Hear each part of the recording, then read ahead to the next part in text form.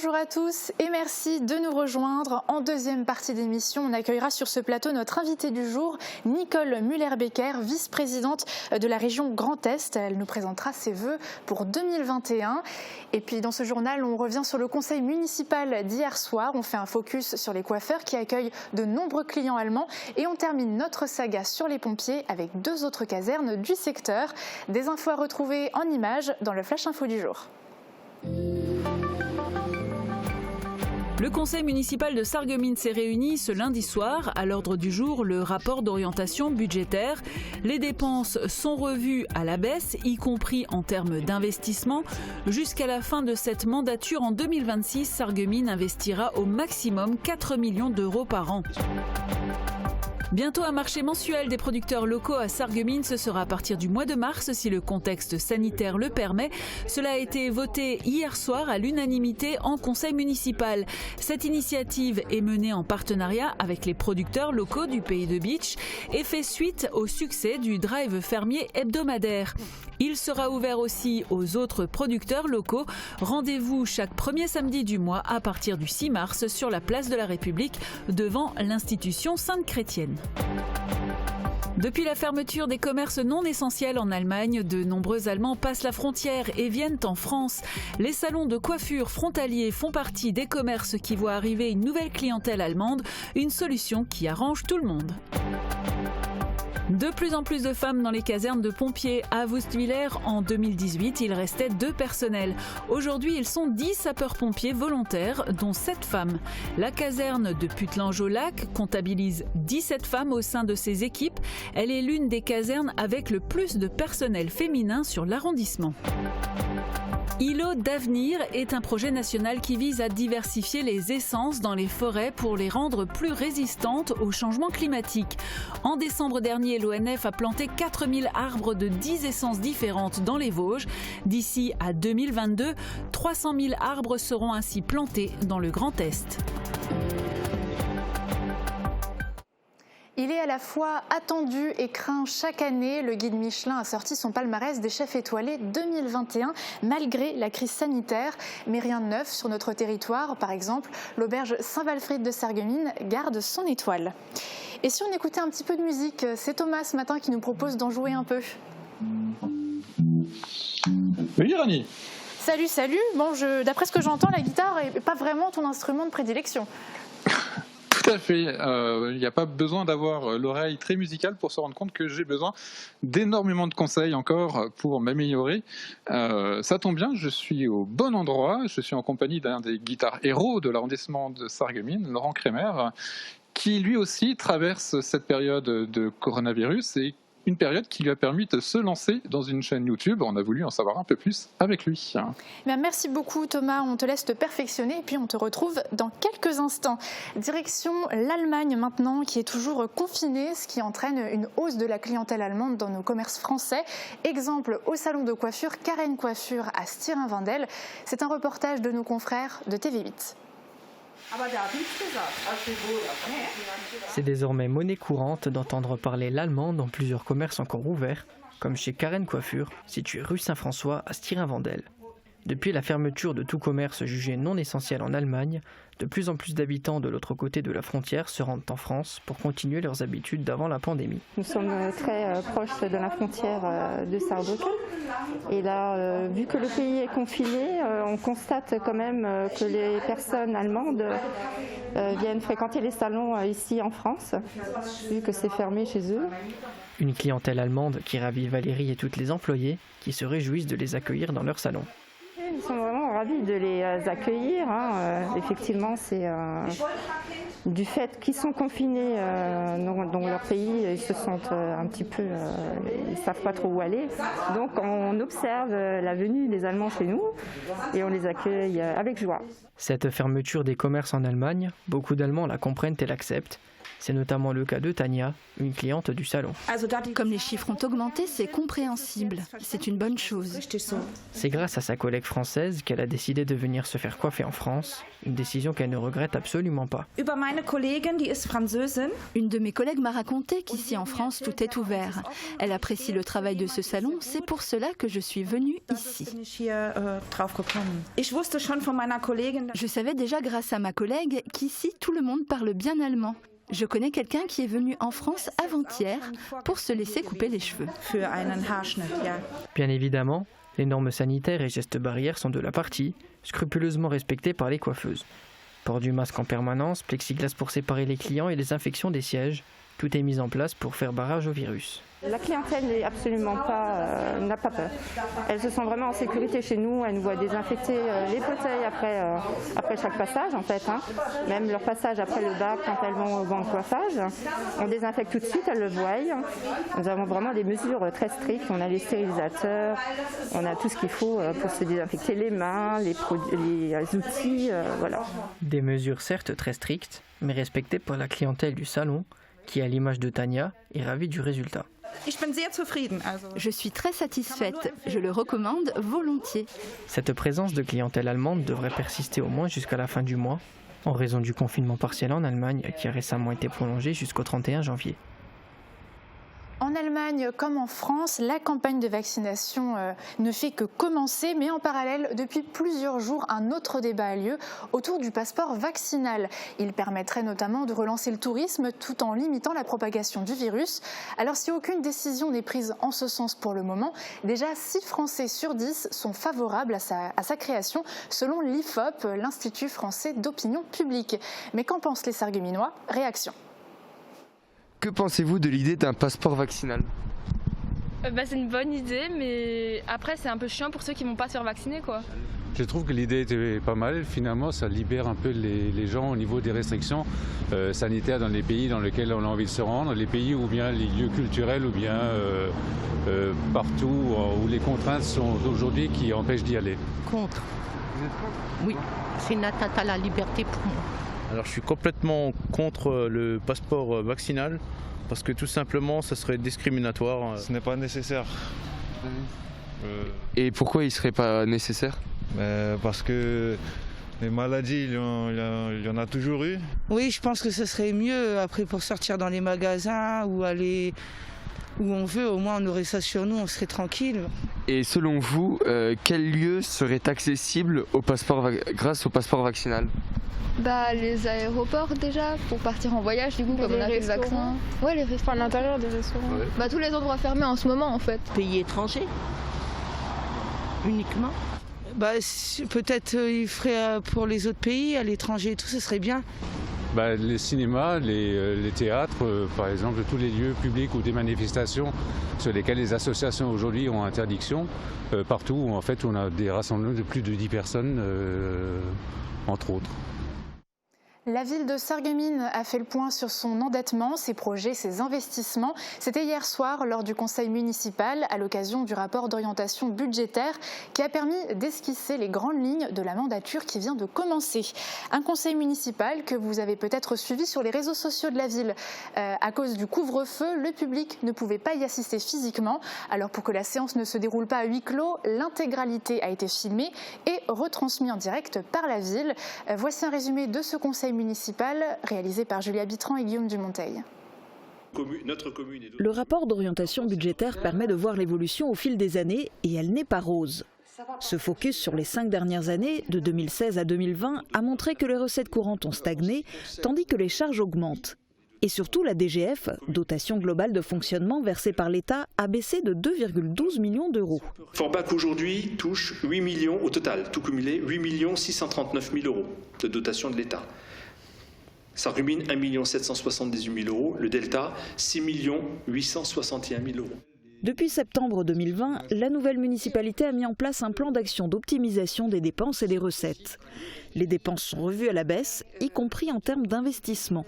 Pour les 6 prochaines années, jusqu'à la fin de cette mandature en 2026, Sarreguemines investira au maximum 4 millions par an, contre 5,6 millions en moyenne sur les dernières années. Pour 2021, la messe est dite pour 2,5 millions d'euros qui seront consacrés aux gros chantiers déjà lancés ou quasiment.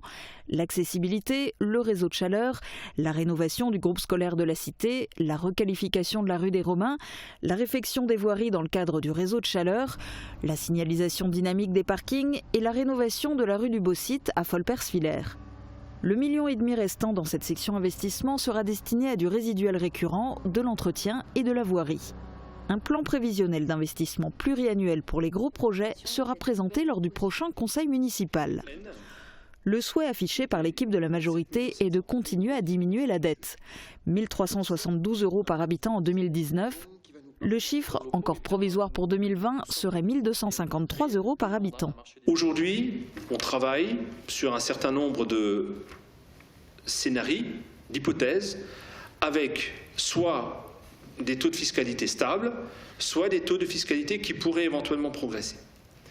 Actuellement, le seul levier qu'il nous reste en termes de taux de fiscalité, c'est la taxe foncière. Une augmentation d'1% sur le foncier bâti rapporterait 130 000 € par an, tout en précisant bien qu'il ne s'agit pas d'une décision, mais d'une piste de réflexion. Mais que les propriétaires ne se réjouissent pas trop vite, leur contribution augmentera de toute façon puisque les bases sont revalorisées tous les ans. Quant à l'augmentation des taux, elle n'est pas encore exclue. Il me semble très inopportun de réfléchir aujourd'hui à une augmentation de la taxe foncière. En termes d'attractivité et en termes aussi de message politique, ce ne serait pas favorable. Je pense que ce serait vraiment une fausse bonne idée de viser les taxes foncières justement par rapport à la compétition fiscale qu'il y a entre les villes des alentours. On n'est pas opposé à une augmentation de la fiscalité. Ça aurait besoin d'être revu pour pouvoir avoir une fiscalité plus juste. Consciente que s'il n'y a pas de hausse de taux, il faudra limiter encore les dépenses, Bernadette Hilpert appelle à ne pas faire d'économies sur la jeunesse, les associations, le CCAS, la culture, le sport, les loisirs. La jeunesse, évidemment, il est hors de question de la sacrifier. Tout cela a un dénominateur commun qui est le service à la population. C'est notre philosophie, on a essayé de préserver, de mettre en avant les différents services qui ont le contact à la population pour être au plus près de ce service rendu, et je pense que c'est quelque chose qu'on partage tous. Ce point de séance ne donne pas lieu à un vote, mais il est obligatoire. Le ROB, rapport d'orientation budgétaire, précède de quelques semaines le vote du budget. À Sarreguemines, ce sera lors du prochain conseil municipal, le 8 mars. Le compte administratif sera lui voté ultérieurement. 639 000 €. Et sachez que le budget annexe des parcs de stationnement comprendra 413 000 € de recettes exceptionnelles, correspondant à la moitié de la somme due par les parties adverses suite aux malfaçons du parking du Carré-Louvain. L'autre moitié sera versée ultérieurement en fonction des décisions de justice, car le dossier va sans doute partir en appel. À noter que la demande de dommages et intérêts pour perte d'exploitation n'a pas été retenue par le tribunal. Seuls les travaux ont été pris en compte. On parle souvent des restaurants, des bars ou encore des lieux culturels qui n'ont toujours pas rouvert, mais les artistes aussi démarrent l'année dans le calme plat. Alors il faut apprendre à se réinventer et ça passe parfois par le numérique. D'ailleurs Thomas a un exemple à nous donner. Salut les passionnés du manche! Doit-on le présenter encore? Sur scène avec Isabelle Boulay ou les musiciens de Cabrel, des spectacles pour enfants et pour adultes, et même des passages à la télé, Laurent Kremer a déjà une belle carrière derrière lui. Et pourtant...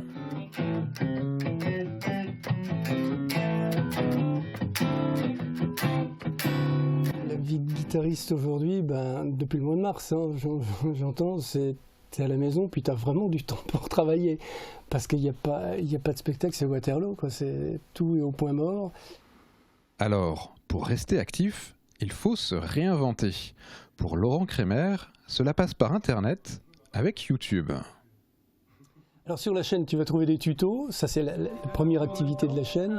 En contrepartie de ça, quand même, tu as aussi le fait de pouvoir montrer quels sont les accessoires pour la guitare. Et il y a pléthore aussi, quelle est la manière d'enregistrer une guitare, donc où on met les micros, qu'est-ce qu'il faut comme carte son, etc. Ce sont des domaines que je connais très bien. Donc ouais, la chaîne mélange un petit peu tout ça, avec des défis aussi qui vont être ajoutés. Enfin bref, il y aura au fur et à mesure des choses qui vont se rajouter sur cette chaîne.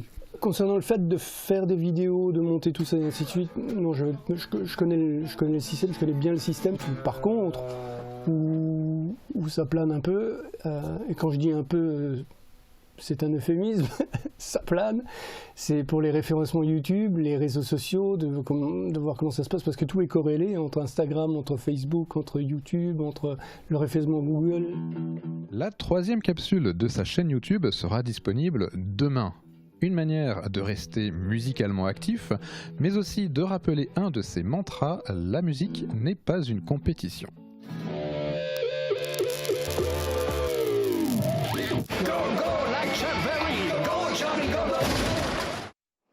Et nous sommes en lien maintenant avec l'artiste Laurent Kremer. Bonjour. Bonjour. Alors vous avez le statut d'intermittent du spectacle. Comment ça se passe pour vous ? C'est Waterloo, c'est une catastrophe. Depuis le mois de mars, pas de travail. Et puis voilà, on subit ça, tout simplement. Donc pas de date de programmée pour cette année. Vous avez quand même des projets ? Des projets, on en a, oui, mais des dates programmées, aucune. Par exemple, il y avait au mois de mai de cette année, je devais jouer à la médiathèque de Sarreguemines. La date n'est toujours pas... Normalement, elle était reportée à mai de cette année, mais c'est toujours pas... On n'en sait rien, quoi. Voilà. Et ça, c'est un exemple, mais il y a plusieurs exemples sur l'année. Pour le moment, aucune date. Et côté projet, donc vous avez YouTube, on a pu le voir. D'autres choses, vous comptez continuer dans cette voie ? Oui, la chaîne que je développe, là, j'ai vraiment envie d'y mettre de l'énergie, j'ai vraiment envie de la développer. C'est un créneau qui m'intéresse. Maintenant, on va voir, l'avenir nous dira si ça fonctionne ou si ça fonctionne pas. Les référencements YouTube, c'est quand même un peu compliqué. Donc voilà, je crois qu'il faut avant tout être persévérant et puis proposer du matériel de qualité. Et pour les cours collectifs, individuels, vous en êtes où cette année ? Alors pour les cours individuels, ça se poursuit toujours. Il y a toujours des élèves qui viennent. Il y a encore une place de libre. Donc si quelqu'un veut prendre des cours, qu'il n'hésite pas. Ça se passe le samedi matin. Et voilà, qu'il passe un coup de fil. Et puis je me ferai un plaisir de m'occuper de ça. Eh bien, merci beaucoup. On vous souhaite de remonter très rapidement sur les scènes. À bientôt. Merci beaucoup. Merci. Au revoir. Et on s'intéresse maintenant aux prévisions météo de demain. On se retrouve juste après la pub pour la suite du journal et notamment les perspectives 2021 avec la vice-présidente de la région Grand Est. A tout de suite. La météo vous est présentée par le Crédit Mutuel. Une banque qui appartient à ses clients, ça change tout. Qu'il vente, pleuve, fasse froid ou chaud, une maison isolée par Moder Habitat reste agréable et saine au fil des saisons.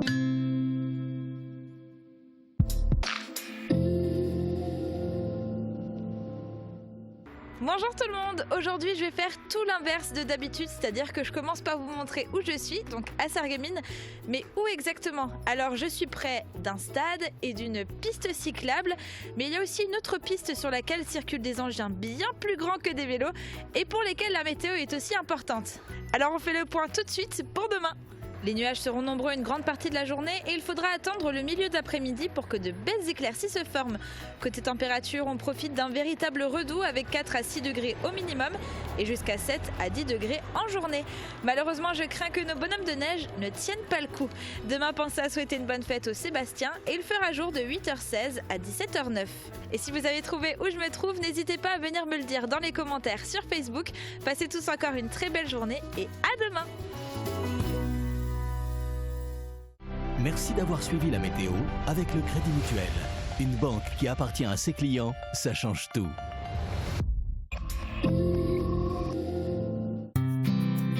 Un décor cosy et chaleureux, une équipe sympathique, une cuisine faite de produits frais, une vue magnifique sur le golfe de Sarreguemines.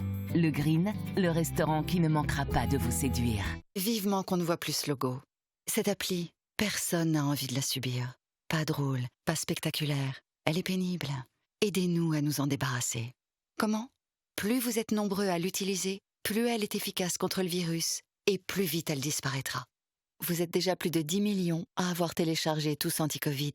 C'est aussi le meilleur moyen de générer vos attestations de sortie. Ceci est un message du gouvernement.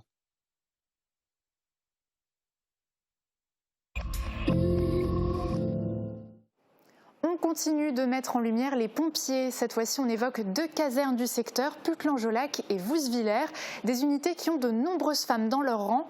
Une aubaine quand on sait que certaines casernes ont du mal à trouver des recrues, frôlant parfois leur disparition. Reportage.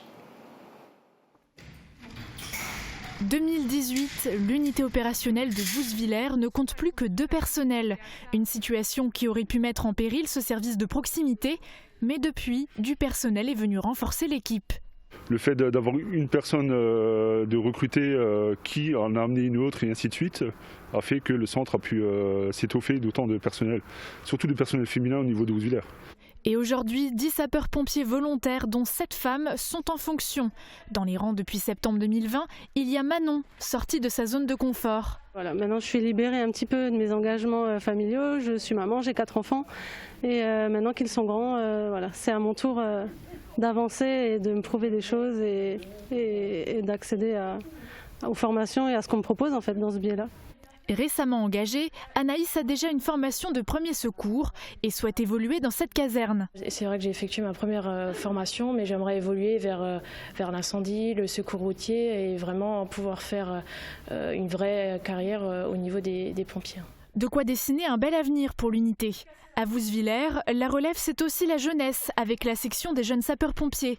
Actuellement, 10 jeunes sont présents, 6 filles, 4 garçons.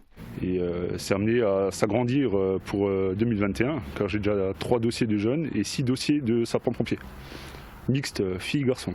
Même constat au cœur de la caserne de Putelange-au-Lac. Ces jeunes évoluent au contact des pompiers qui possèdent beaucoup d'expérience. Ça fait 12 ans que je suis sapeur-pompier volontaire. J'ai appris énormément. Et ce qui me plaît maintenant, c'est aussi au bout de 12 ans, essayer de partager et puis de travailler avec la jeunesse, qui sont notamment les JSP et les cadets de la sécurité civile. Christelle fait partie des 17 femmes en poste dans l'unité de Putelange-au-Lac, l'une des casernes avec le plus de personnel féminin sur l'arrondissement. Mais aucun recrutement n'a été fait en ce sens, c'est le fruit du hasard. On remarque un attrait supérieur ou plutôt un nouvel attrait du personnel féminin pour nos activités et du coup il n'y a aucune raison de les freiner. Toute personne de toute façon de bonne volonté est la bienvenue pour participer à nos missions. À l'année, la caserne de Putelange comptabilise 850 interventions. 75% d'entre elles sont du secours à la personne, là où le personnel féminin est plutôt à l'aise. On va passer maintenant un moment en forêt. Dans les Vosges, à Autigny-la-Tour, l'ONF a planté 4000 arbres d'origine méditerranéenne dans le cadre du projet Îlot d'avenir. Ce projet d'ampleur nationale vise à diversifier les essences dans les forêts pour les rendre plus résistantes au changement climatique. Explication dans ce reportage de Via Vosges. Tu vois, ça c'est ce qu'on appelle la pousse de la Saint-Jean. C'est-à-dire que là, en fait, l'arbre il a poussé, et la Saint-Jean c'est au mois de juin, et en fait, à partir de juin, il a refait une deuxième pousse ici. Tu vois. Il fait à peine 20 cm de haut. Ce jeune chêne pubescent est l'un des 4000 arbres plantés en décembre dernier par l'Office national des forêts à Autigny-la-Tour, dans l'ouest vosgien. Sur cette parcelle de 2 hectares de la forêt communale, l'ONF expérimente son projet Îlot d'avenir. La forêt souffre donc des étés chauds, des étés secs. Donc on a énormément d'arbres qui sont en mal-être. Cet îlot d'avenir est une véritable pouponnière, donc justement pour voir l'adaptation de ces jeunes plants donc à notre climat. Les changements climatiques, mais aussi les bactéries, virus et autres scolites, ce qu'on appelle les ravageurs, mettent à mal la forêt vosgienne. Coût de cette expérimentation, plus de 24 000 € TTC, subventionnés à 84% par l'Union européenne et la région qui sont à l'origine de l'opération. Plus d'une centaine d'essences ont été étudiées et 10 d'entre elles ont été sélectionnées pour le Grand Est. Avec un critère de production de bois, parce qu'on voulait des essences qui produisent du bois, résistance à la sécheresse et une adaptabilité au changement climatique. C'est plutôt des essences méditerranéennes, des pays comme la Turquie, la Grèce, l'Algérie et puis le sud méditerranéen. Donc ce n'est pas des essences qu'on a chez nous. D'ici 2022, dans le Grand Est, l'ONF aura planté 300 000 arbres aux origines diverses. Et les forestiers insistent, pas question de mettre en danger les essences locales en important des variétés envahissantes. Après plusieurs années de suivi, ils retiendront les espèces les mieux adaptées à la région. Et voilà, pour l'actu du jour, il est temps pour moi de rendre l'antenne. Mais je vous laisse entre de bonnes mains avec Julia et notre invitée Nicole Müller-Becker qui vient présenter ses vœux 2021. Bonjour à toutes les deux. Bonjour Annie et bonjour à tous.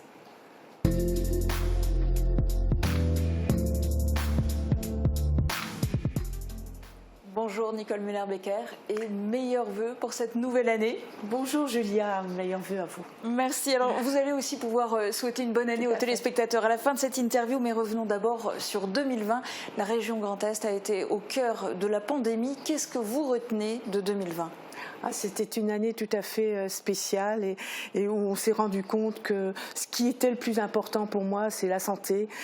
On a perdu beaucoup d'amis, on a perdu, ce virus a entravé notre vie au quotidien, notre vie familiale qui a été complètement chamboulée avec le confinement. C'est aussi tout le travail, le mode de travail qui a été également complètement perturbé. Et puis c'est en matière économique. Moi je pense que c'est là où on se rend compte qu'il y a des pans entiers dans les commerçants, le tourisme, les restaurateurs qui sont complètement à l'arrêt.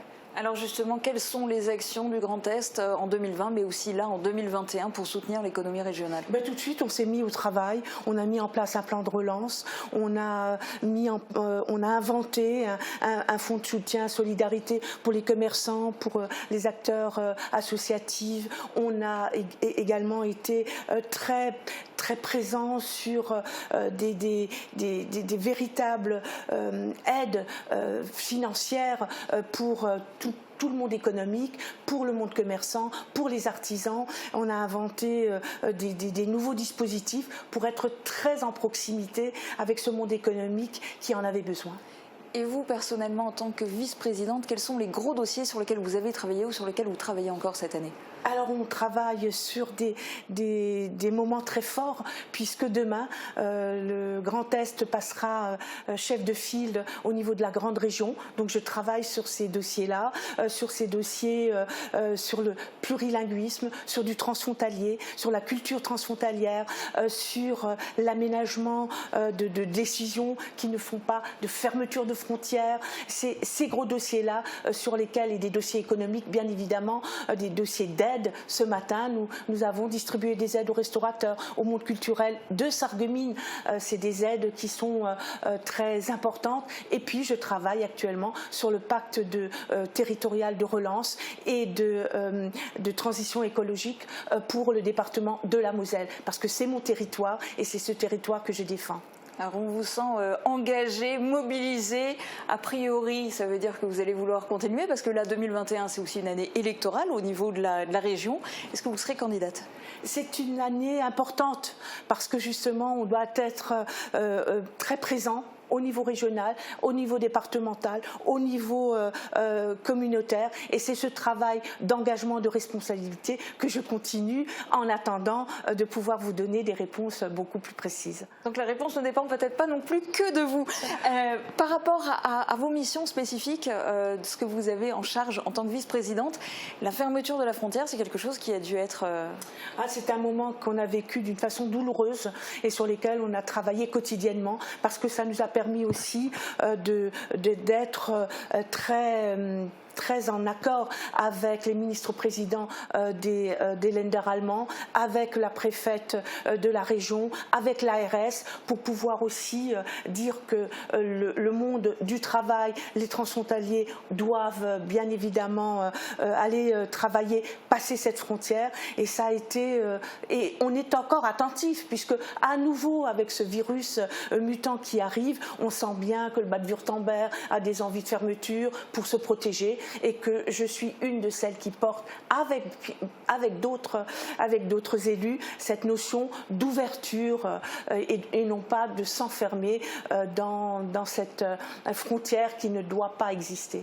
Eh bien, pour finir cette interview, je vous propose de vous adresser directement aux téléspectateurs de Mosaïque Cristal. Qu'est-ce que vous leur souhaitez pour 2021 ?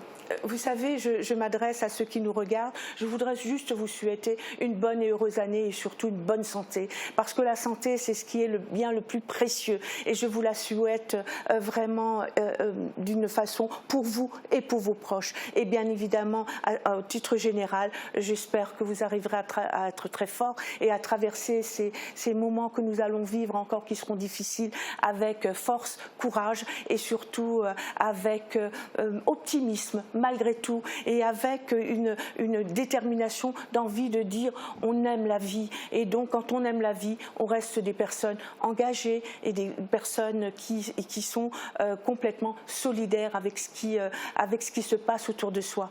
Bonne route à tous. C'est vraiment la détermination de votre part dans cette interview. Merci beaucoup d'avoir été en direct sur Mosaïque Cristal. Demain, c'est le maire de Bitche, Benoît Kieffer, qui sera notre invité. Très bonne journée à tous. À demain.